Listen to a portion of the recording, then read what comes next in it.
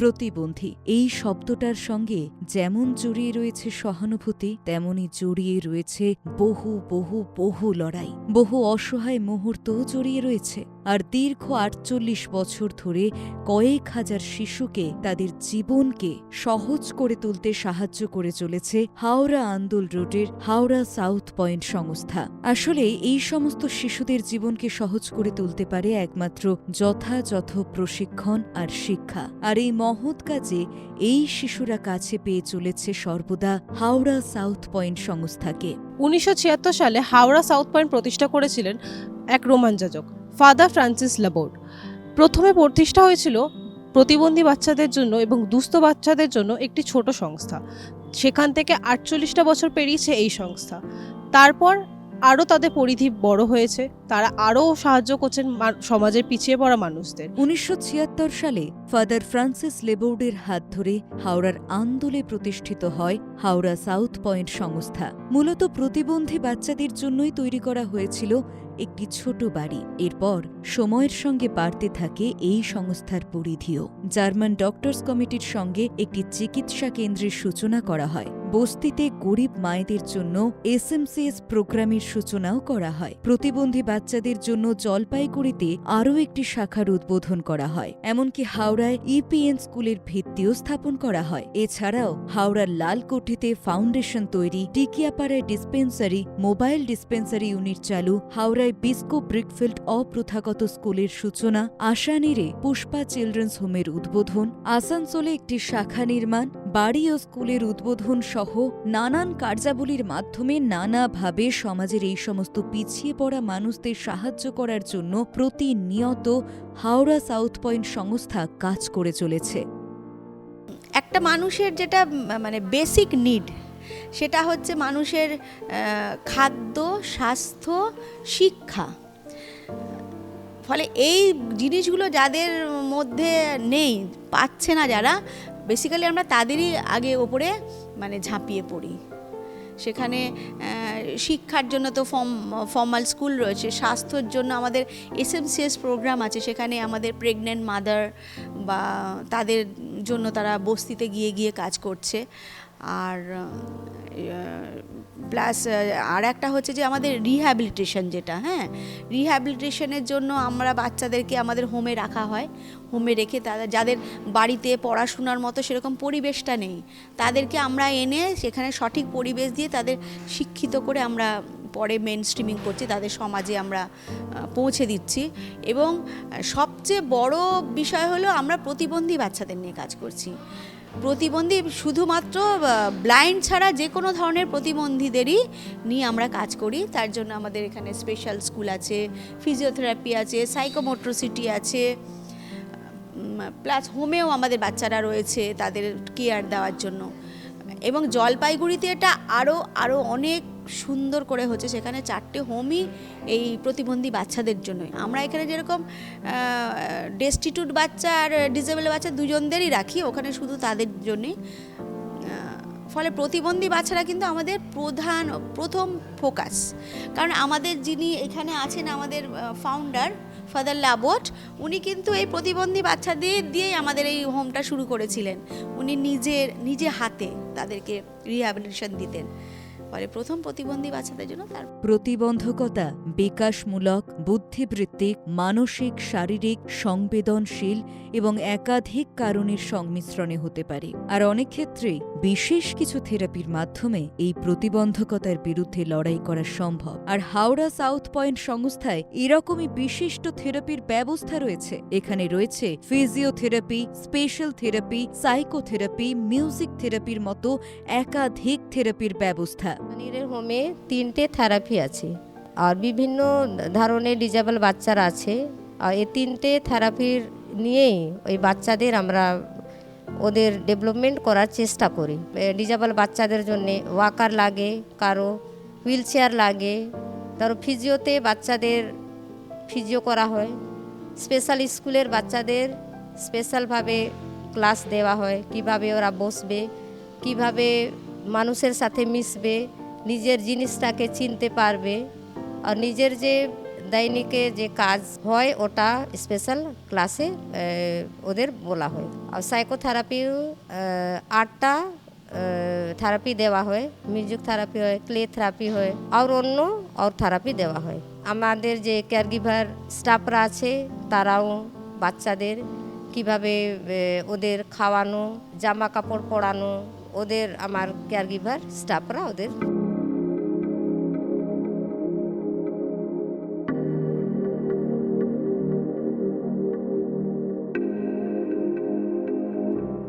বাচ্চারা যাতে হাঁটতে পারে ভালো করে, ইন্ডিপেন্ডেন্ট নিজের কাজ নিজে করতে পারে, সেটাই আমরা চেষ্টা করি। বাচ্চাদের জন্য স্ট্যান্ডিং বোর্ড, বল, মিরার, সাইক্লিং, আবার এগুলো এই দিয়ে আমরা এক্সারসাইজ করি। তুমি যখন বাচ্চা আসবে আমরা দেখে নিই ও কী কন্ডিশনে আছে।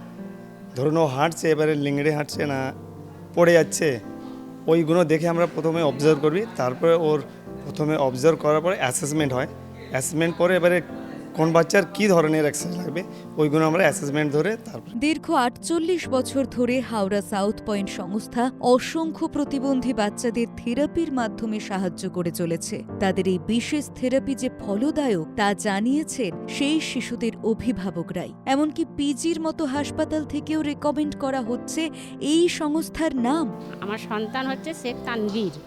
তা আমি এইখানে 1 বছর দিয়ে গেছি বাচ্চাটাকে। তো এইখানে বাচ্চাটাকে মানে আমি মা হয়ে 10 বছর মানে যেটা করাতে পারিনি, এইখানে কিছুটা আস্তে আস্তে পরিবর্তনটা হচ্ছে। এই সংস্থার খোঁজ আপনাকে কে দিয়েছে? আমাকে পিজির ডক্টর আর ম্যাডামই পাঠিয়েছে।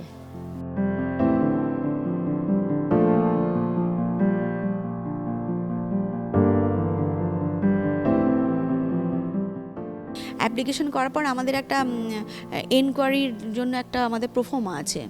সেই হোম ভিজিটে যায়, গিয়ে দেখা হয় যে সত্যি তার বাড়িতে মানে হোমে সত্যি নিডি কিনা।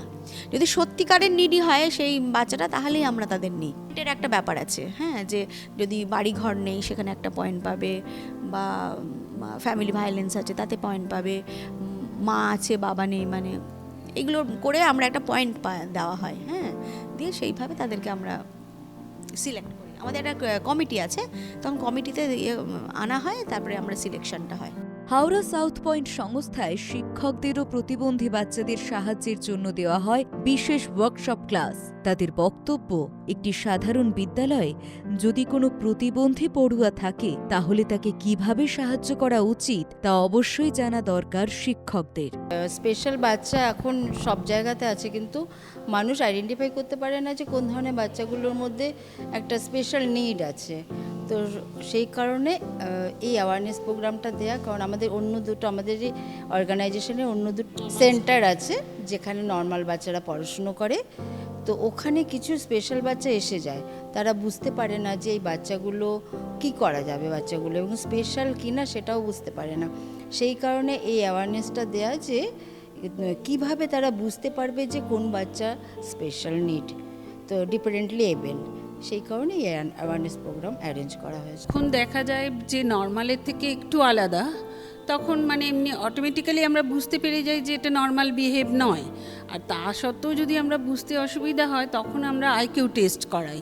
আইকিউ টেস্ট সেই পেপারের ওপরে ভিত্তি করে আমরা অ্যাসেসমেন্ট করি, করে আমরা ওর কী স্কিলে ওকে ডেভেলপ করতে হবে সেই মতন আমরা ট্রেনিং দিই। একজন টিচারের তো প্রথমত তাকে স্পেশাল এডুকেটর হতেই হবে, না হলে তার টার্মসগুলো বা বাচ্চাটার সম্বন্ধে জানা অসুবিধা হয়ে যাবে। পেপারসগুলো দেখতে হবে, দেখে তারপরে সে মানে আইকিউ টেস্টের ওপরে যে ভিত্তি করে বোঝা যায়। তার কিছু অ্যাক্টিভিটি আমরা অবজারভেশনের মাধ্যমে আমরা বুঝতে পারি যে ওই যে মাইলস্টোনেই এসে গেলাম যে ঠিক নর্মাল দেখছি না, কিছুটা মানে অসুবিধা আছে, সেখান থেকে আমরা বুঝতে পারি। মানে স্পেশাল এডুকেটরদের পেশেন্স তো থাকতেই হবে, স্পেশাল এডুকেটর হতেই হবে। আজকের প্রোগ্রাম ছাড়া আর একটা প্রোগ্রাম আমরা করি 3 ডিসেম্বর, ওয়ার্ল্ড ডিসেবল ডে। তো ওই ওয়ার্ল্ড ডিসেবল ডের দিন আমরা হচ্ছে একটা প্রসেশন রাখি যে কিছুটা দূর অবধি, এবং আমাদের তাতে অনেক কিছু কোটেশনগুলো লেখা থাকে যেগুলো দিয়ে সাধারণ মানুষ বাসে যেতে যেতে, যারা টোটোতে যাচ্ছে সবাই সেগুলো পড়ে, এবং কেউ কোশ্চেন করে হয়তো বা সেটা দেখে পরে তারা হয়তো আমাদের কাছে কেউ কেউ এলো যে এটা কি বা কেন বা এই সংস্থাটা কেমন, কোন ধরনের বাচ্চা আসে, এইভাবে আমরা ছোট করে অ্যাওয়ারনেসটা দেওয়ার চেষ্টা করি।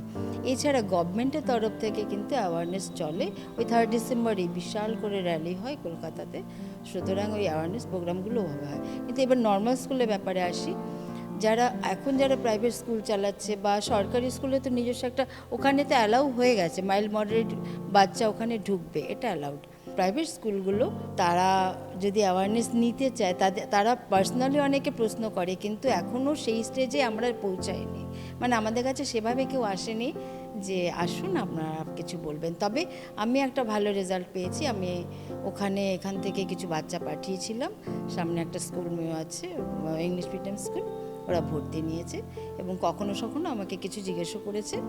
তো ওরকম ছোটোখাটো শুরু হয়েছে, কিন্তু সব ক্ষেত্রে না, কিন্তু 100% দরকার হলে খুব ভালো হয়। তাহলে কি হয়, খালি বাচ্চারা স্পেশাল স্কুলেই আসবে না, তারা নর্মাল মেন স্ট্রিমিংটা হবে আর কি, নর্মাল বাচ্চাদের সাথে মিশে তারা একটা স্বাভাবিক লাইফের দিকে এগোতে পারবে।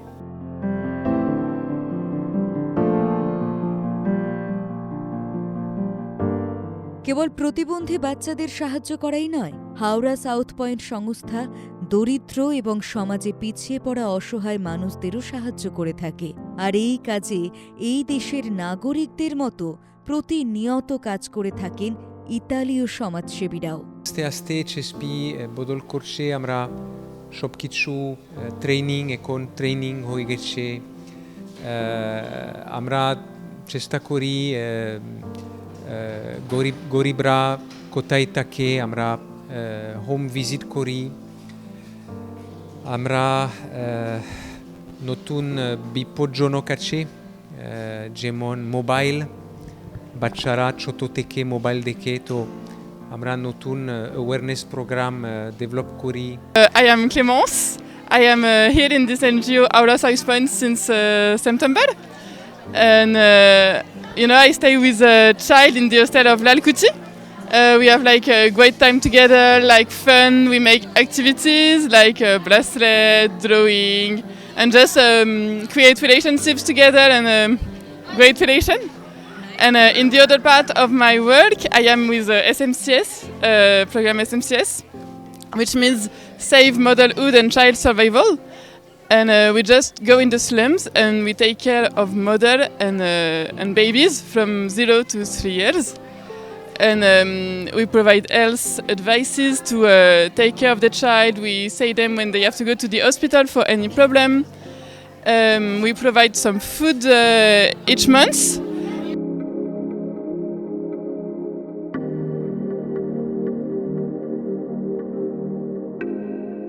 অনেক কিছু আমাদের ইচ্ছা আছে যেগুলো কিন্তু আমাদের ফিনান্সিয়ালি আমরা ক্যাপেবল নেই বলে আমরা সেটা করতে পারছি না। তখন আমাদের মনটাকে একটা করে যে এই বাচ্চাটার পাশে যদি দাঁড়াতে পারতাম। কিন্তু যা কিছু অর্থই অনেক কিছু সৃষ্টি করে, যেমনি একটা মানবিক দিক তো আছেই, কিন্তু তার সঙ্গে যা কিছু করতে যাবো কেন অর্থের দরকার হয়। তো আপনারা যারা এই ভিডিওটা দেখবেন, আপনাদের কাছে একটা বিনীত অনুরোধ যে আপনারা এইসব সোসাইটির পাশে দাঁড়ান, এই বাচ্চাদের পাশে দাঁড়ান। হাওড়া সাউথ পয়েন্ট সংস্থাকে এবং এই সংস্থার সঙ্গে যুক্ত প্রতিবন্ধী বাচ্চা, দরিদ্র শিশু ও পরিবারদের পাশে দাঁড়াতে পারেন আপনিও, বাড়িয়ে দিতে পারেন আপনার সাহায্যের হাত। মানুষ আছে, তারা যদি একটু সাহায্যের হাত বাড়িয়ে দেন তাহলে খুবই ভালো হয়। সেক্ষেত্রে আমাদের যেটা অ্যাকাউন্ট আছে, ব্যাংক অ্যাকাউন্ট, আমরা তার নাম্বারগুলো আমরা তাদেরকে দিয়ে দেবো, তারা এনএফটি করে আমাদের পয়সা দিতে পারেন। বা কেউ যদি বলেন যে না আমি ইন কাইন্ড দেবো, সেটাও অনেকে করেন। যেমন রিসেন্ট একজন আমাদের একটা জলের পাম্পের দরকার ছিল, সে জলের পাম্পটা ইন কাইন্ড দিয়েছে, বা ওয়াটার ট্যাঙ্ক দরকার ছিল, মানে এরকম ইন কাইন্ডও দিতে পারে, বা এনএফটি করে যদি পয়সাও দেয় তাহলেও হবে। অগন্তি আশা, স্বপ্ন আর ইচ্ছা নিয়ে কাজ করে চলেছে হাওড়া সাউথ পয়েন্ট। দীর্ঘ 48টা বছর ধরে প্রতিবন্ধী বাচ্চা এবং দুস্থদের পাশে দাঁড়িয়েছে তারা। এই সংস্থার পাশে দাঁড়িয়েছি আমরা, বেঙ্গল বাইট। পাশে দাঁড়াতে পারেন আপনিও। কেবল আর্থিক অনুদানই নয়, আপনি অন্যভাবেও সাহায্য করতে পারেন এই বাচ্চাদের, দিতে পারেন কম্পিউটার, শেখাতে পারেন নানা রকম ক্লাস। এরকমভাবে পাশে দাঁড়ান বাচ্চাদের। অবশ্যই সাহায্য করার জন্য যোগাযোগ করুন হাওড়া সাউথ পয়েন্ট সংস্থার সঙ্গে। ধন্যবাদ।